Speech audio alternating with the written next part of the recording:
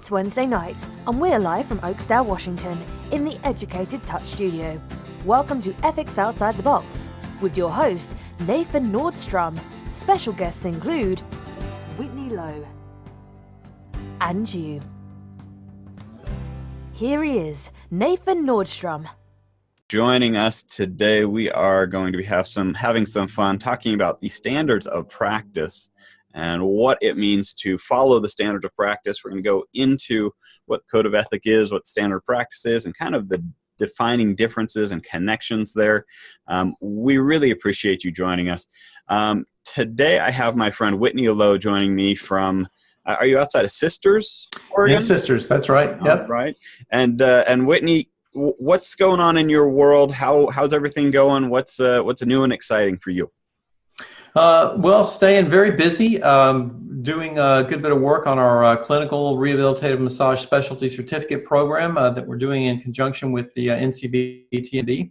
So pertinent that we're talking about standards and practice guidelines here. So that's keeping me busy, and then working on the usual projects, book revisions, outreach to schools, and all that kind of stuff. Awesome.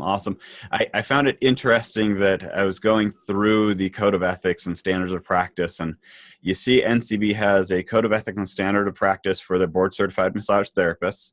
Then you also see that they have a Standard of Practice for continuing education providers. I see someday there's going to need to be a Standard of Practice for certificate providers as well.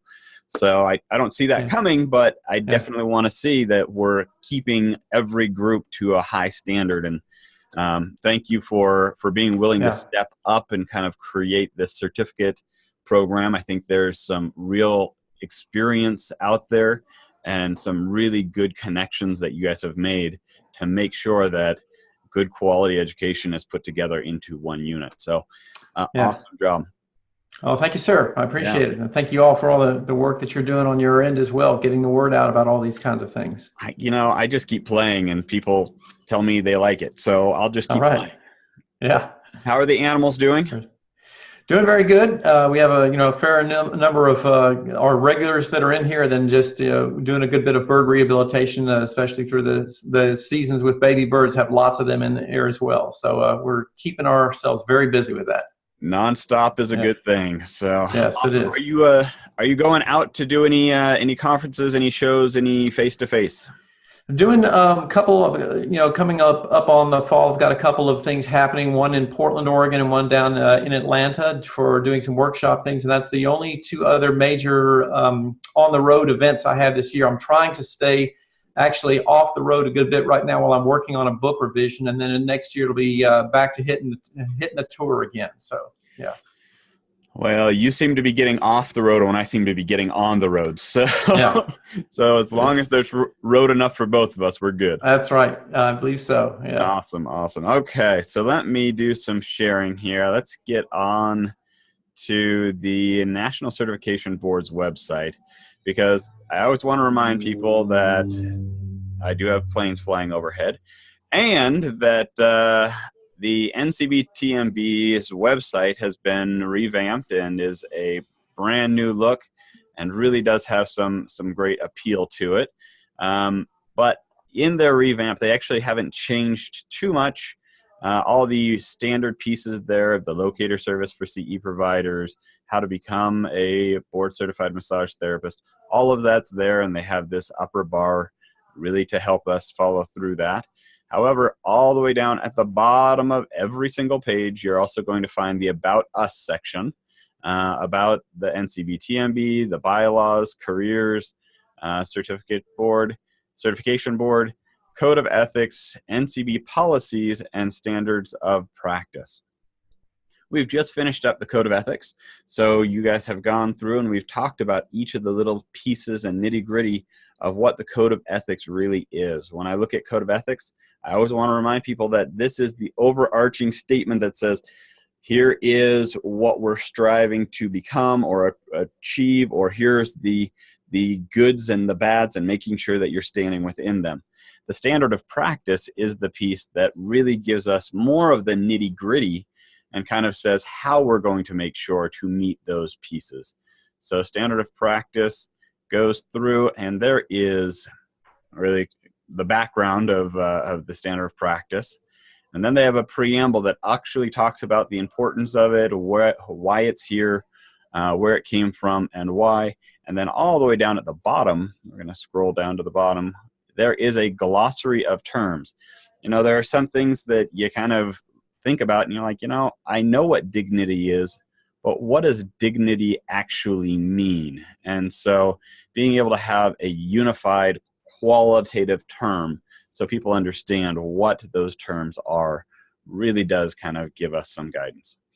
So we're going to be starting through Standard 1, and Standard 1 is actually fairly long. It's going to take a while to get through Standard 1, A through V, but Standard 1, we actually have a really good professionalism expectation. So what does it mean to be a professional? How are we aiding in our professionalism, and what terms and pieces are we going to connect with to demonstrate our professionalism? And then as we go through, we're going to see other ideas of how to be a professional.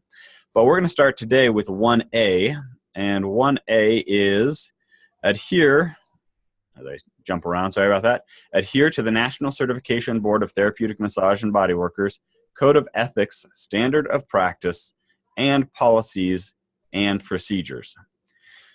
Whitney, so when you're looking at the Code of Ethics, actually, let me just put you on the spot. When's the last time you read your Code of Ethics, Whitney? Well, I have to say it's been very recently because I'm working on a CE course for keeping my license up to date and doing an ethics course. So it's been pretty recently. So now, do I have it memorized? No. So if you tested me on the exact things on there, but no, I have looked at it quite recently, in fact. I love that. And this is one of those things in my mind that makes continuing education on ethics really applicable, that it makes it that you have to go back and remind yourself of what you've committed to for your Code of Ethics, what you've committed to for your standard of practice. Being able to quote your Code of Ethics, I don't think very many people would be able to. I think people would be able to generalize and be able to say, I know I wouldn't be able to, and I read this all the time. But being able to generalize and categorically understand your Code of Ethics and Standard of Practice, that's kind of where we should be at. And being able to every year or every 2 years during your license renewal, be able to say, hey, you know what, I should review that and have your class, your time of sitting there and really kind of going over it really does remind us of the importance of a lot of those standards. Yeah, certainly. Yeah.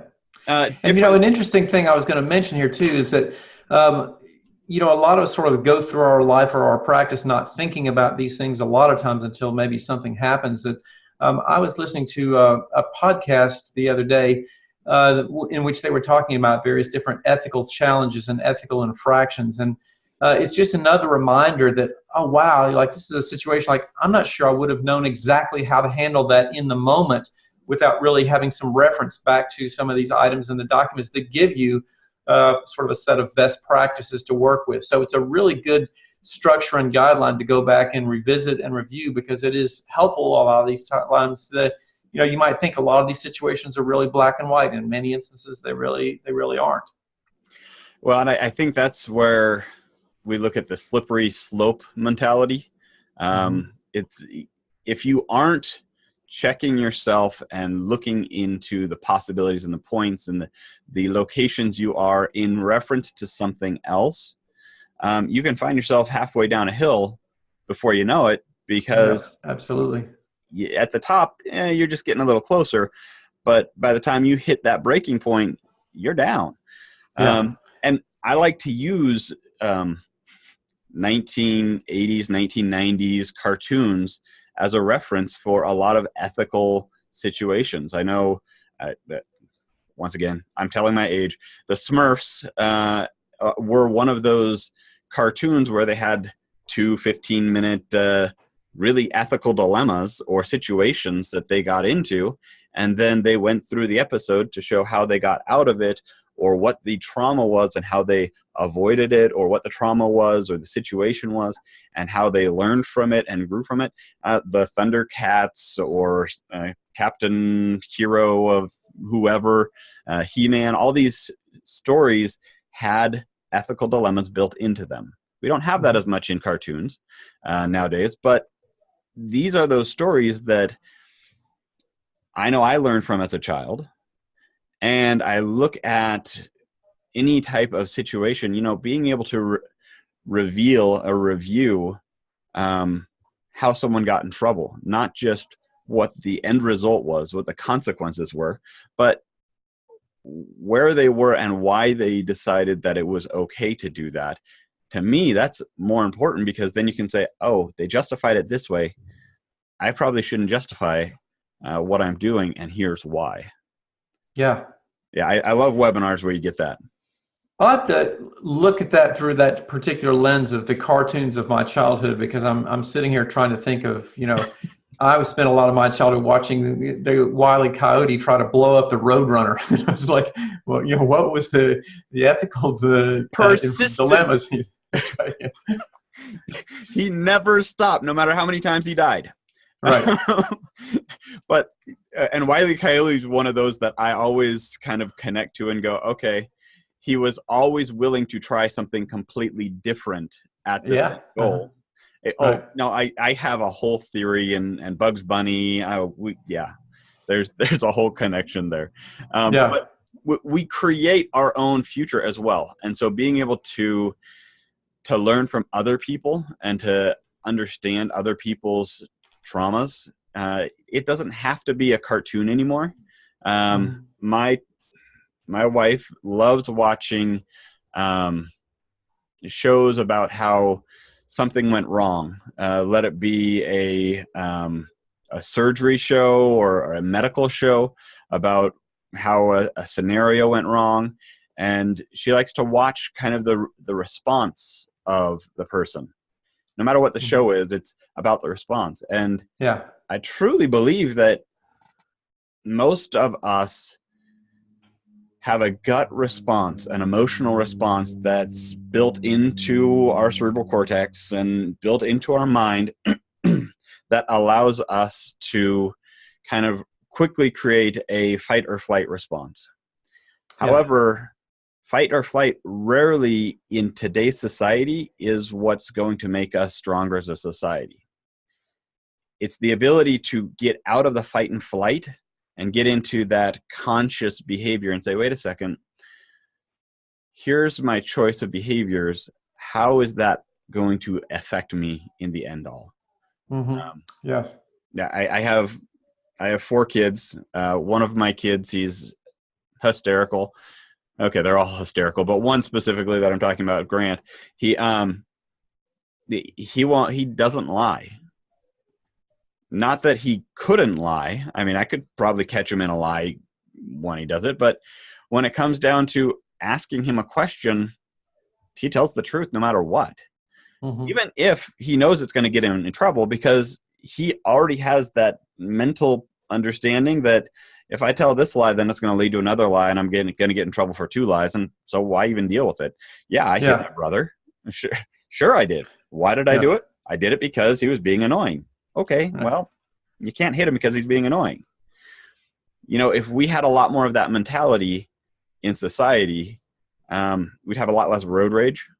Yes, indeed. And we'd have a lot less of this ethical dilemma where people are saying, but she instigated me, or she told me, or he pushed me, or any of that nonsense. It really comes down to, but what was your standard? What was your requirement for professionalism? Yeah. And that's really, I think, the dangerous part is when we get away from what our professional statements are, what our expectation and our standards are, and get into, but I'm making an exception for me because. Right. Yes. Yeah, that's the challenge for sure. So let's get back to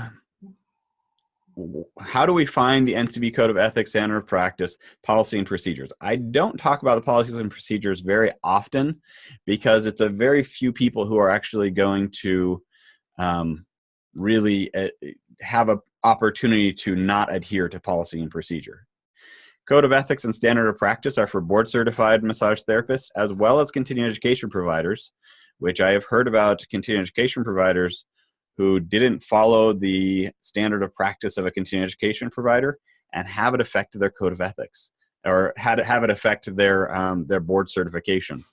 Mm-hmm. So you got to hold true to your professional standards all the way through. And a lot of our state licensing boards actually state that you have to follow the Code of Ethics and Standard of Practice of the professional association, including, and they usually give AMTA, ABMP, the National Certification Board, NCBTMB, and feasibly one or the other in their law, so that it states you have to kind of connect with this in those pieces. But going to policies and procedures.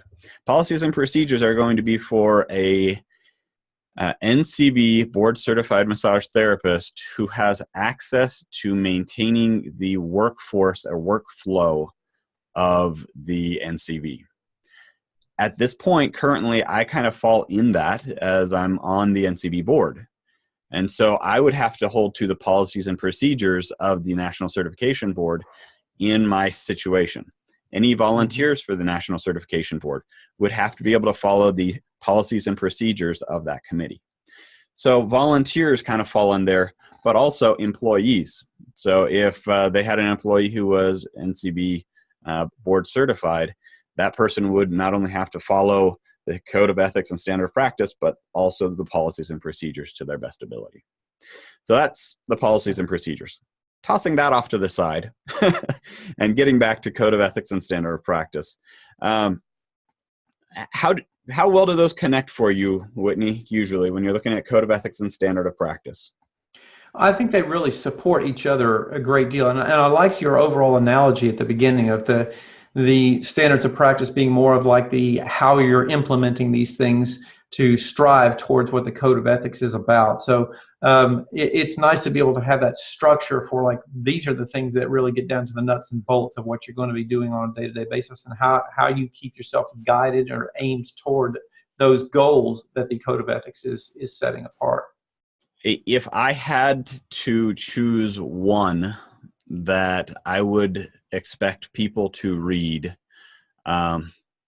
even though the Code of Ethics is more ethereal, kind of overarching, I would actually say the Standard of Practice, because it gives the nitty-gritty pieces.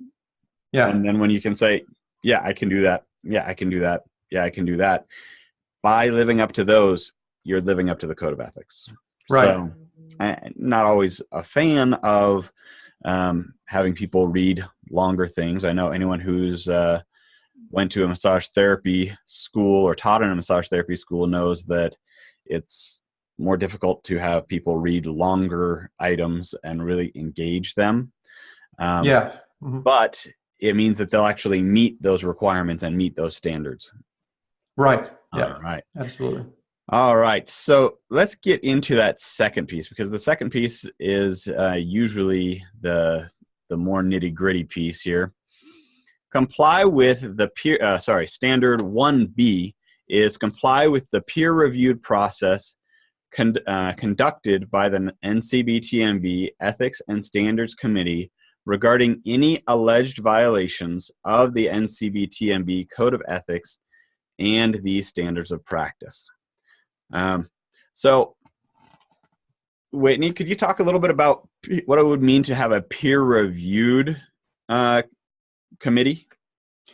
Well, this is a real important facet of what happens in our profession, both really in a number of different places, like in the academic world where you're talking about, literature that gets peer-reviewed before it's published. But a very important part of ethical guidelines is how does your behavior, action, or whatever it is that might be a potential infraction, how is this being perceived and evaluated by your peers. And this is really of essential importance, because this is a big indicator of what the standard of practice really is about. So a peer review process where you do have other professionals who get to weigh in and discuss, where there may have been deviations from the really ideal practices, what we call best practices or the standard of practice, that really gives, instead of having sort of an authoritarian individual or organization saying you are a bad person because you did this, the peer review process really lets us have people who are on equal footing with us, evaluating and saying to us, look, here's some places where you really kind of missed the boat and might have needed to pay more attention to these guidelines. I love peer review concept, and practice becomes more difficult. Whenever I look at peer-reviewed articles, my first question is always kind of going to well, I wonder where they got these people from. I wonder, are they peer-reviewed from my local area? Are they peer-reviewed from some other country? Or are they peer-reviewed from New York or all from Florida? Being able to actually, I had an opportunity to meet with the Ethics and Standards Committee just last month or this month, and talk to them and kind of really connect with them. And I'm shocked to see the variance of connected individuals to different areas of massage therapy. So it's not just that they all have franchise owners of massage therapists, or massage therapists who work at a franchise, or only massage therapists who own their own business, or only massage therapists who also teach in a career. They have a huge spectrum that they can draw from. And that's not all of the people that they can draw from. This is just the standards committee. So that Ethics and Standards Committee draws from the public and is able to connect with them and say, okay, we have a case to review. Here's where that information comes from.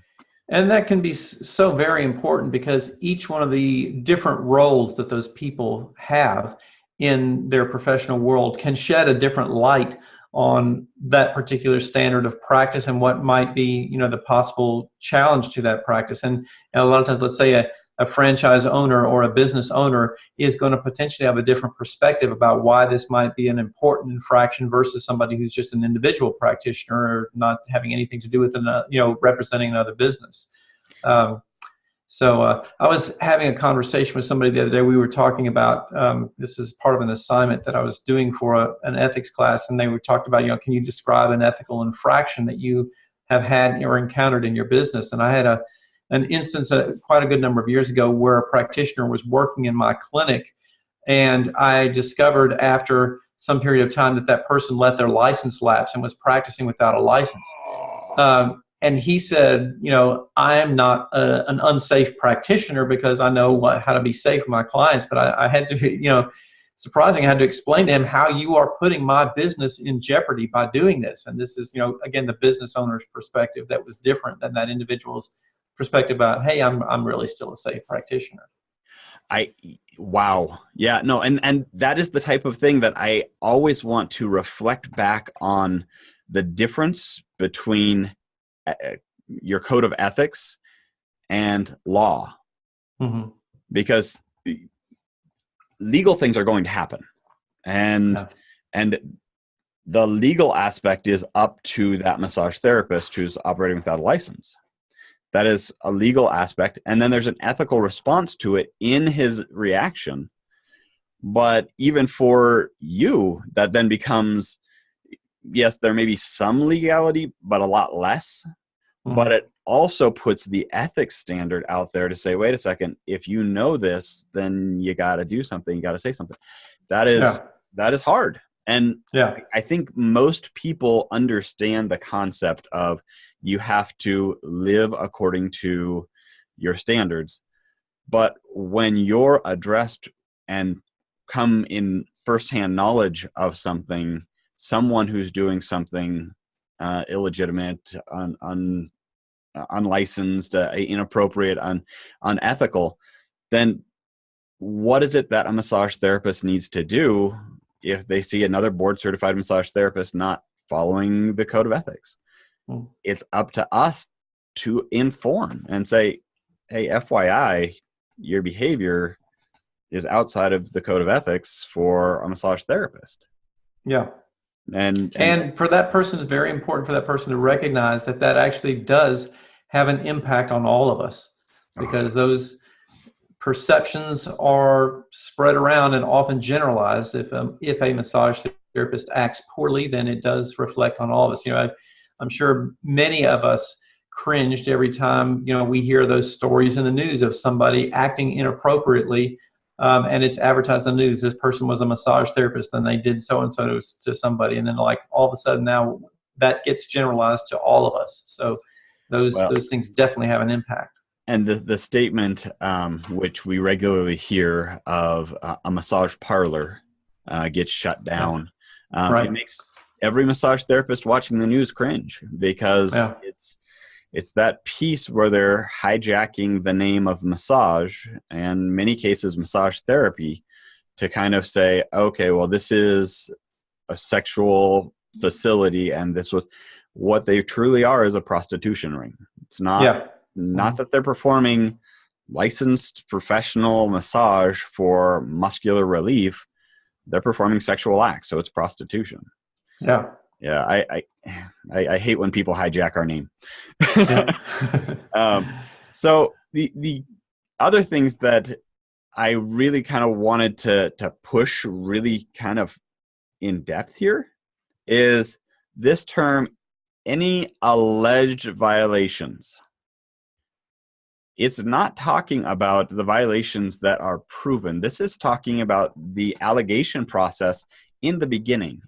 So there has to have been a reporting of alleged behavior. And I push on this again and again whenever someone says, well, I'm not doing it, but I know someone else who's doing this. My first gut instinct is report. Mm-hmm. Because if you don't report, then they can't have a review process. And if it comes out that they're innocent and you have a misunderstanding you didn't know, or there's something that was right that you didn't understand, it still gives the process an ability to happen. Mm-hmm. But if we don't report misconduct, then we're going to continue to have people hijacking our name. We're going to continue to have these challenges. We're going to continue to have people who look at massage therapy in a different way, because we're not taking control of what we need to self-police. Because there's not a police force large enough to go out and to check every massage office and make sure that it is a licensed massage therapist practicing ethically and professionally. Yep.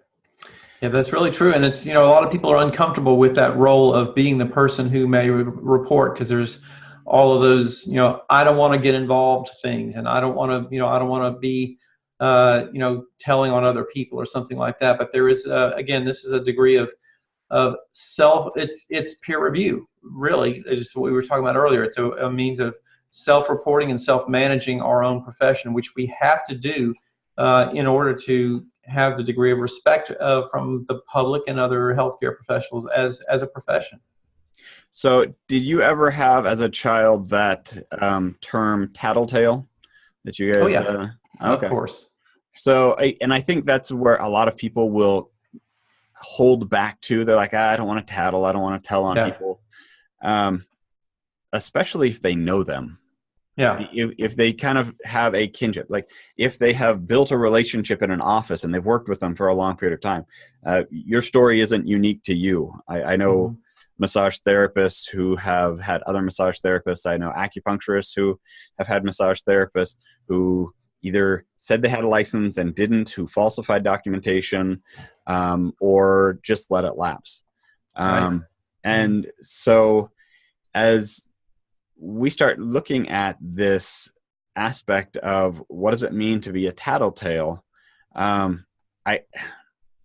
a parent now, I look at my children And if my son comes up to me and says, "Hey, Dad, Curtis hit me," my first question is, did you hit him first? Or why did he hit you? Mm-hmm. And that's then getting into the concept of, let's figure out where this report is coming from. If he comes to me, or my daughter comes to me and says, "This is what happened, and here was my part in it, and it was not supposed to go that way," then you have a different side of things where you can then go in and do the investigation. You don't come in with both guns flying and saying, "Okay, you're grounded, and you're grounded, and you're grounded, and you're grounded," because that doesn't help anybody. Yeah. But that's where the peer review process really comes in handy, to make sure that everyone has a trial, per se, an opportunity to express what happened and why. Most of the time, it's written documentation. In today's real world, we've kind of actually said, okay, someone has made an accusation, inform that person there's an accusation about this behavior on this date, this time, or whatever it is. And then that process is started by saying, what do you have to say about the experience with this person, or at that place, or at that time, so that we can understand your side and your experience. If you would like to have a face-to-face or an over-the-phone interview, here's when we would be able to do that. That's standard. Mm-hmm. It gives people a right to kind of be heard as well. Mm-hmm. Right. Yeah. All right. So let's go back, because we can pick this apart in so many different wonderful ways. So the Code of Ethics and the Standard of Practice. This is icky in my mind for a couple of reasons. First of all, I love it and I hate it, and I love it and I hate it, because as we've said, the Code of Ethics and Standard of Practice kind of work together. They work with each other. And so generally, if you're getting a report that someone has an accusation or alleged violation of the Code of Ethics and Standard of Practice, it's going to look like a huge page of, you have broken the Code of Ethics, this number, that number, this number, this letter, and you're going to have like 4 or 5 infractions. And then the Standard of Practice, this and this and this and this and this and this and this. And it's going to feel like this big, huge, massive document, when really it comes down to, what is the behavior that they're connecting with? What is the behavior? What is the self-interest, the self-piece that really they're looking at? If they say, "Hey, you know what, we're concerned about your document keeping." Document keeping is actually, I think, 4 or 5 different pieces in the Standards of Practice and 3 pieces in the Code of Ethics. And so if you're doing something wrong, or accused of doing something wrong, then you're going to see all these different infractions. And really they're saying, wait a second, what are you doing with your note-taking or your documenting? You do have cases where things have gone to a civil court because of someone getting hurt, and then saying you have inappropriate you haven't been documenting appropriately. And so in that civil court, you then have to deal with that. And then once that civil court is done, even if they say, okay, you didn't hurt the person, but your documentation probably needed to be improved, your professional association and your board certification can still be up for review on those conducts. So, Whitney, have you had any experience with expert witness, that kind of fun stuff? Yeah, and those are situations that frequently crop up. As a matter of fact, it seems like every time I have done that in an expert witness testimony, there's been issues where there was inappropriate documentation of what happened, and that's one of the reasons there's a big concern about what actually transpired during the session. And so a lot of massage therapists say, well, I don't take very detailed treatment notes. And this is a great example of why that is very important and essential for you to be doing that kind of thing, because you never know when something like that can start turning south and really going, in a bad direction. Well, and I kind of go the other direction as well. I go into the medical industry and I say, okay, if a doctor is going to touch a patient, 90-something% of the time, he's going to have a witness, a nurse, someone in the room with him. If someone's disrobing and they're going to be working on any area that might be uncomfortable for the client, there's going to be a witness. Mm-hmm. And that's the medical system saying, hey, we want to make sure that there isn't any accusations of impropriety. Yeah. However, as massage therapists, we have, if someone comes in with a neck pain and they want to get a massage, we have them get completely undressed or disrobed to their level of comfort and lay down in between a sheet so that we can work on the muscles that are going to affect the neck. Without any other witnesses, without any other testimony other than the he said, she said possibility of the client, the therapist. Mm-hmm. Documentation is life-altering when it comes Indeed down it is, yes. These types of things. And not only having documentation, but having documentation from the moment you've done the session. Mm-hmm. The day of. Yeah. Your brain filters stuff out literally as soon as you walk out the door. Yep. And it filters out more the longer away you get from the session. So if you wait until there's a report and they say, hey, 6 months ago, 9 months ago, a year and a half ago, you did this massage, we need to subpoena all your records. And you're saying, oh, hold on, let me create this record. Yeah. Well, that's false documentation. Doesn't work. But you don't know what happened at that session. You can create an idea, but it's still fiction. Yeah. Because you don't have the exact idea. And the more you start straying down that road, the bigger the trouble is that you're going to get into. So, well, and I worked at a massage office years ago, and we all used online documentation. And it was really beneficial to have that accessibility online. And so having that accessibility was nice. However, the challenge came when you'd look back and you'd see which massage therapists are doing their soap noting and which ones are not. As well as that secondary side, which is, in my mind, just as bad, where they, in most documenting systems, they have a little button that says same as last visit. And so you click on that and it auto-fills the last visit. Right. And then you can edit it from there.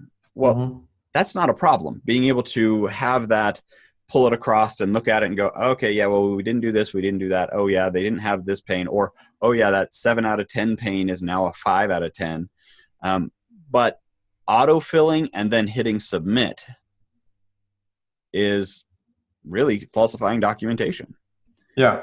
And this is one of the reasons, and I've heard this from many insurance companies, why massage therapists either are losing coverage with insurance companies or won't be covered by insurance companies because of lack of quality documentation.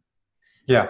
And that just, that boils back to our very base education too. We're not, in so many massage schools around the country, we're not trained about the importance of that and how to do it right, and have that practiced throughout the educational setting that you're in throughout your whole curriculum. So that really needs to change on a very fundamental level in our schools.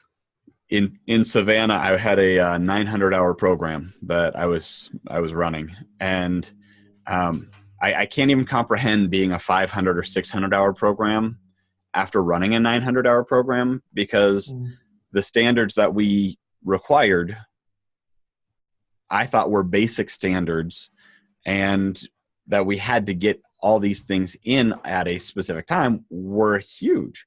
So for me, at 900 hours in a massage program, that included soap noting, documentation. Our clinic, when you had clinical experiences, you were graded on your documentation. And being able to say, it's not about did you do the massage, it's did you do the massage and can you tell me what you did effectively? Yeah. For a massage therapist directly coming out of school, I know that I will train them to a level, and as soon as they get done and they graduate and they get that certificate in hand, there's going to be that first slide of professional standards. Mm-hmm. And so you're teaching them to a high standard so that as they kind of go, okay, I'm going to settle into what's comfortable for me. You're not settling down to the gutter. Right. You're settling down to the treetops. Yeah. And I mean, this to me, I've created this standard in my own life, and I've seen several other massage therapists who have done it better. But if you don't know what your code of ethics and standard of practice are, you're going to settle to what's comfortable. Mm-hmm. And so going back and reading them and going back and saying, hey, wait a second, what's going on? By rereading them on a regular basis, you get an opportunity to then say, maybe I haven't been holding that to its fullest possibility. Yeah. How can I improve and how can I hold to that standard? And that's why, I mean, for me, it's an annual read. And I do it more than that because I'm reading things like this and preparing for classes and that kind of thing. But annually, I will sit down and do a review of my own personal standards and making sure that I'm holding to the code of ethics and the standard of practice. I know people who do it twice a year. I know people who do it on their birthday, or people who do it New Year's Eve, or they set some standard so that they can hold to the code of ethics. Yeah. Because really grasping to a code of ethics means that you're striving for something. As soon as you say, the code of ethics is out there someplace, and I probably hold to that, you have no clue. Mm-hmm. And that becomes the challenge. Yeah. So Whitney, peer reviewing, I love that we kind of gone through that, but I want to draw back to something because there's another connection in peer reviewing. When you're talking about having a book peer reviewed, you've dealt with the research side of things there. When you're having peer reviewing, is it that the peer reviewers are to rubber stamp it? Are they supposed to check for things? How in depth do they usually go? And any ideas? I think it absolutely runs the gamut, and I've seen this specifically, working on peer review panels for academic journals. That some people will basically just rubber stamp something, especially if it has the name or the association of a well-known author or researcher associated with it. They will not necessarily take it or really look at it in detail.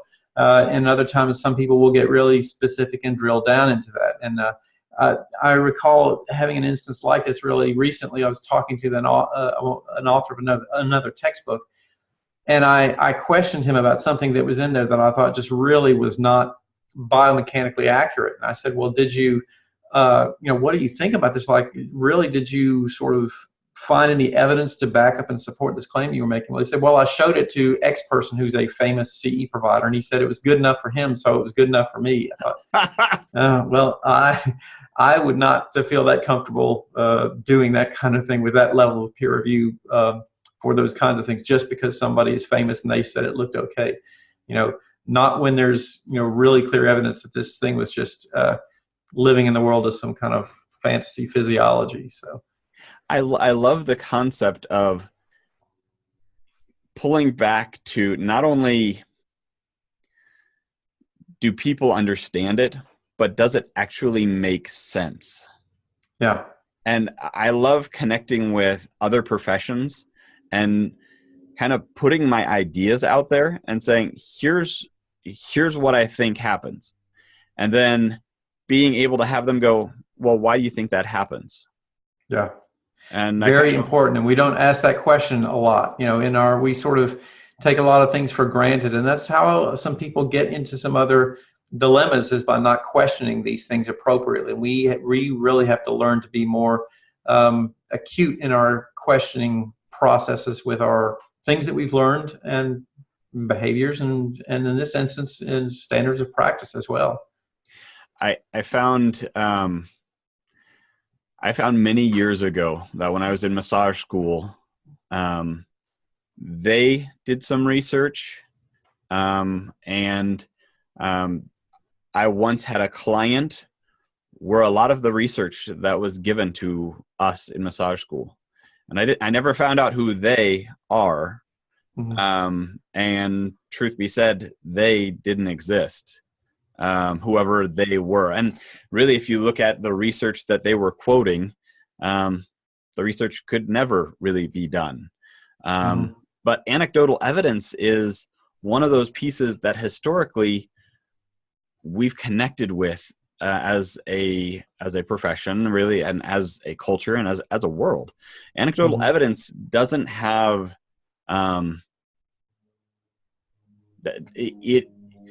it's not completely discredited. There's some value in anecdotal evidence. But I think the most important piece in my mind of that anecdotal evidence is having a credible source of the evidence, being able to refer back to that source.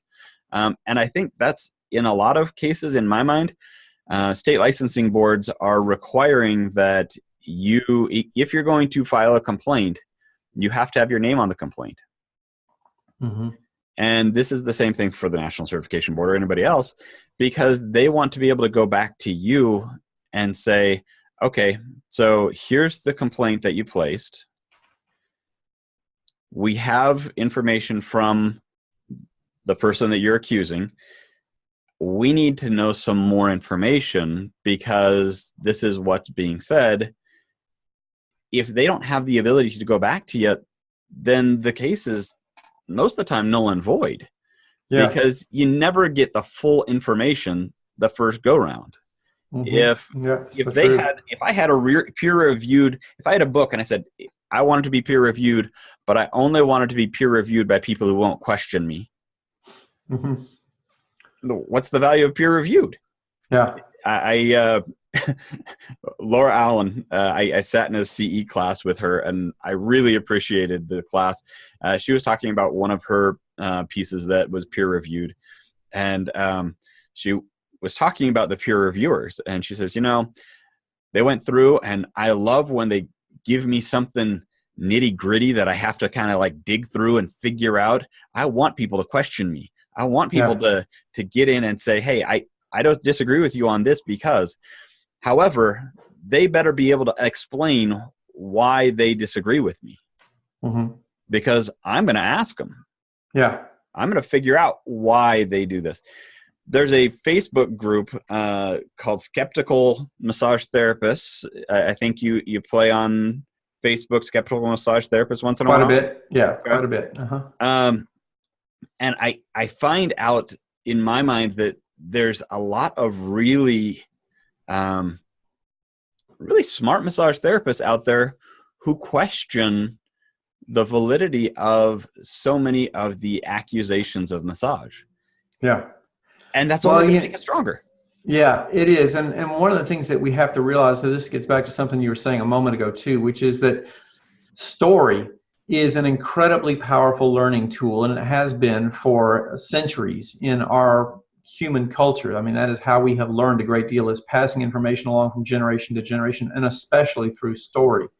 And massage therapy education has been and continues to be really still sort of a guru-based educational model, which is having to do with the lineage of who taught who and who learned from who. And the method of transmission of information is still very much about story. It's about telling stories and passing those things along. And now we're sort of learning, and especially, like you said, some of these people who are a bit more science-minded and not necessarily science-minded, but inquisitive and critical thinkers are questioning some of the things from many of these stories that we've been told. And it's a big challenge for many of the educators who've always been able to rely on being able to tell stories and make stuff, I'm just going to say sometimes make stuff up because it fit their particular model. And now it's not so easy to get away with that any longer because people really are starting to critically think and analyze, and that's a very good thing. But it really poses some challenges for a lot of the educators who find themselves in those positions if they're not comfortable with saying, well, you know what, first of all, I don't know, and second of all, well, you know what, I might be wrong about this. And those are challenging things for some people to get to. Do you have a favorite story, anecdotal story that you learned over the years that you kind of put together and realized that that's not right? I don't know if I'd have a favorite thing, but I would say over time, especially recently in the last, I'm going to say 5 to 6 years, I have had quite a number of instances where I was introduced to things through research processes that really ran counter to the way that I had, or the concepts and topics of things that I had been teaching for many years, and caused me to really go back and look at these things and analyze, like, you know what, that really doesn't make as much sense as I once thought it did, and now I kind of see some reasons and rationale for that, and I think I really need to change the narrative around what I'm suggesting might be occurring here. And that can be a really uncomfortable thing for people. I have a sense that there's 2 situations where that's particularly uncomfortable as an educator. One is if you're relatively new and inexperienced and insecure, it's very uncomfortable because your ground is shaky and you're still trying to be credible. The second one is the opposite end of the spectrum, when you are a very seasoned practitioner who maybe has a lot invested in a particular mindset or a concept or a process or something, and somebody questions the way that this whole thing has been, and maybe you have a great financial interest in it as well because you've built a whole modality empire around something that just turns out maybe to be not quite as true as we thought it was. Those 2 ends of the spectrum are particularly challenging for people who get overly invested in a particular concept or perception and have trouble having that challenged. I love the spectrum of confidence. So there's a spectrum model where they actually talk about when you are directly out of education, out of school, you think you know it all. Right. You shoot up on this scale to where you know everything, and then you fall quite quickly when you actually are faced with challenge or understanding. And your humility comes in, and you start really engaging in this concept of, wait a second, what do I know, and what can I know, and what can I start doing? And then you start building on that. And that's when you start getting into this knowledge base, and you start not relying on humility at a point, and then you start plateauing back up to this hierarchy of I know all of this. Mm-hmm. And that's where you start looking at professionals who they've been at it for 20 years. So of course they're not going to hurt somebody, or of course no one's going to assume anything. And then they get another fall. That's when you're more likely to have that more traumatic experience. And as an educator, you're right. When you're first teaching, your first statement, that first class that comes in, and you're saying, well, okay, I don't know if I know everything, but let's work on this. And you're willing to take the feedback from the students. And that's such a healthy, strong environment to be in, to say, I'm just a step ahead of you, and we're all kind of going at this in a blind situation. Let's see what we can find, instead of, I know it all. Yeah, and that is so very important, and something that really needs to be emphasized a great deal. For example, with the Alliance for Massage Therapy Education, which is now working on the Teacher Education Standards Project and looking to have some type of credentialing for massage therapy educators. That is such an important concept that needs to be embedded in this process, is that we have to be able to recognize when something is being questioned to us, or a student is questioning something we're saying, and we don't have, we don't know the answer or have a good grasp on that. Don't make stuff up, because that is it's basically you are telling something that is not true, and you're going to get caught on it most likely, and you're destroying your credibility in the process. And that's something that really should be a standard guideline of people. Like, it's way, way better to say, I really don't know. Probably should know that, but I'll tell you what, let's look it up, or I'll have an answer for you on that before the end of class, or something, that is going to give you far more credibility down the road.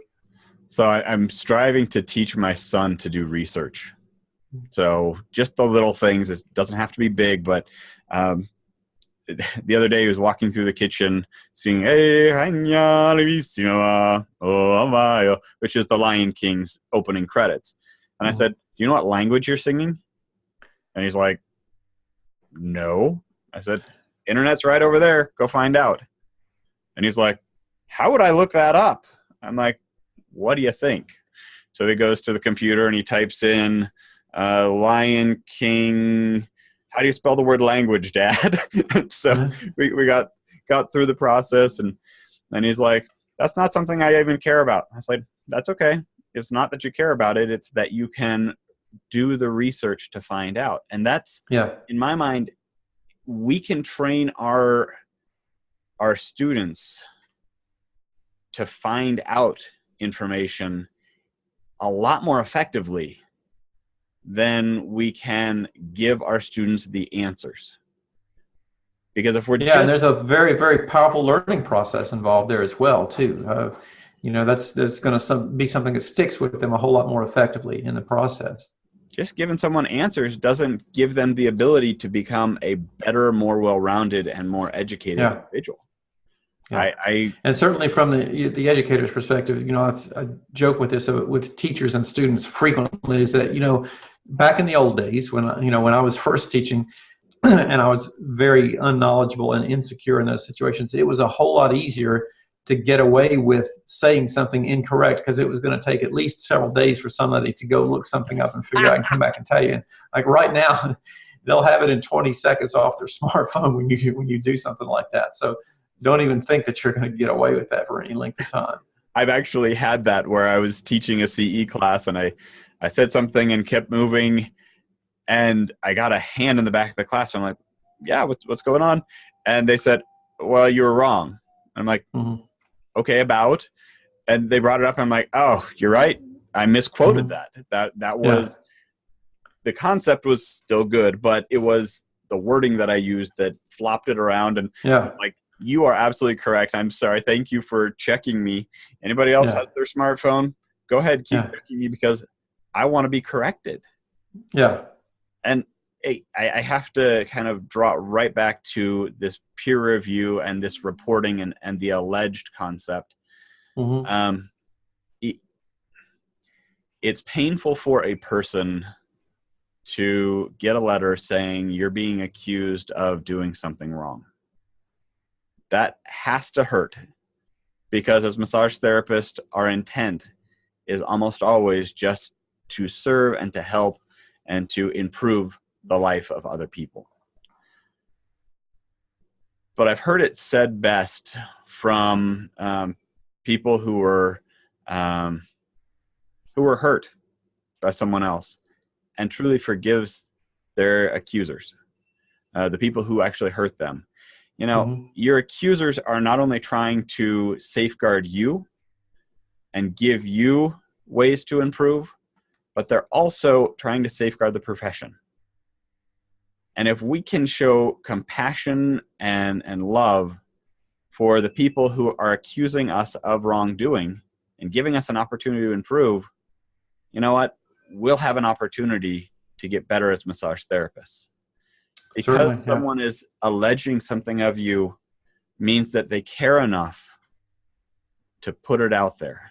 They care enough to strive to make sure that everything is better. And so, not that everyone's going to do it, but if we can connect with that as therapists, and truly, if you get an accusation placed against you and say, hey, the NCB is looking at your accreditations, and if you follow the standard of practice, just the ability to go back and say, hey, here's the process. Here's what I've done. Here's what I'm doing. Let me know if there's a way I can improve better. That makes us all stronger. Yeah. Once again, it's all about improvement, right? So Yep. If in the process of creating the light bulb, they decided, you know what, it didn't work, I guess I don't need to try it again, we would never have light bulbs. That's right. And so if you have an opportunity to improve, and that's what every accusation is, that's what every failure is an opportunity to get better. So looking at those standard of practice, let me just open this up one more time so we can read that together and be strong here. Standard 1A is adhere to the National Certification Board of Therapeutic Massage and Body Workers Code of Ethics, Standard of Practice, and Policies and Procedures. And 1B is comply with the peer-reviewed process conducted by the NCBTMB Code, NCBTMB Ethics and Standards Committee regarding any alleged violations of the National Certification Board's Code of Ethics and these standards of practice. Whitney, I really appreciate you spending time with me today. It's always nice to be able to hang out with you and connect with you. If there's anything I can do to help you, let me know. I'm certainly will, and thank you very much for inviting me to be a part of the discussion with you today. It was quite enjoyable. Appreciate it. Enjoy. We will see you again next time. Have a great day, guys. Thank you, Whitney Lowe. The hour has flown by. We hope you've enjoyed this discussion with Ethics Outside the Box. As you've seen, Nathan uses many second-hand stories of ethical situations. If you'd like to share your story or you have any questions, feel free to contact him and Nathan at educatedtouch.com. If you'd like to register for next week's live webinar, go to shop.educatedtouch.com. Under live webinars, you will see all upcoming webinars. If you have just watched this video and would like continuing education for home study, you can go to shop.educatedtouch.com under the home study options with the date or episode number to receive your exam. If you would please like this video and subscribe to our YouTube channel, we will keep you up to date on new videos. If you'd like to attend one of our live courses, you can find upcoming scheduled events at www.educatedtouch.com. Thank you for joining us today.